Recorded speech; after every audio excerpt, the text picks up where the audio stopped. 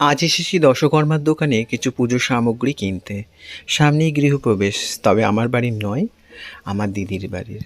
পড়েছে অনেক দায়িত্ব, দিদি দিয়েছে অনেক কিছু কেনাকাটারও। শুধু দশকর্মা ছাড়াও আরও অন্যান্য অনেক কিছু কেনার দায়িত্বও পড়েছে আমার উপর। ওখানে গ্রাম তো, সেখানে অনেক কিছু বেশি ভালো দশকর্মার জিনিসপত্র বা ভালো কিছু সামগ্রী পাওয়া খুব কঠিন। সেই আসতে হয় আবার শহরের দিকে ছুটে। তাই দিদি বলেছে যে কিছু জিনিসের দায়িত্ব তোর উপর দিলাম, তুই এগুলো নিয়ে আসবি। তাই আমি এইগুলো দায়িত্ব করে সব কিনে নিচ্ছি। জীবনের সম্পর্কে আমরা প্রতিটা মানুষ জড়িয়ে থাকি জানেন তো, মা বাবা পরিবার পরিজন ছাড়া তো আমরা কিছু বুঝি না। যতই যে যাই হোক, নিজের আপন নিজেরই হয়।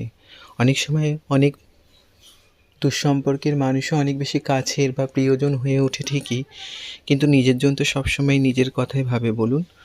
ভালো থাকি আমরা সবসময় নিজের প্রিয়জনগুলো ভালো থাকলেও।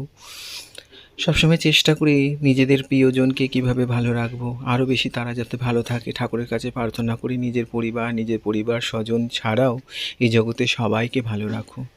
সবাই ভালো থাকলেই, আমাদের জগৎ ভালো থাকলেই আমরাও ভালো থাকবো এবং আমাদের ইষ্টও ভালো থাকবেন।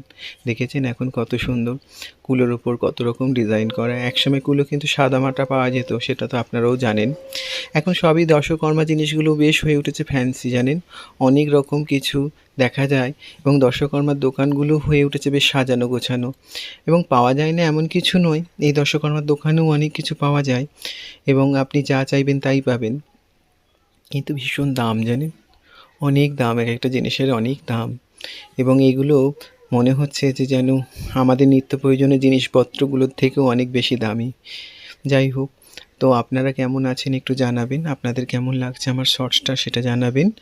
আর আপনারা কমেন্ট করবেন, লাইক করবেন, শেয়ার করবেন এবং চ্যানেলটা সাবস্ক্রাইব করবেন যদি ভালো লাগে। আপনারা খুব ভালো থাকুন, ঈশ্বরের কৃপায় আপনারা খুব ভালো থাকুন, আপনাদের ইষ্ট দেবদেবীর দর্শন হোক সেটাও আমি চাই।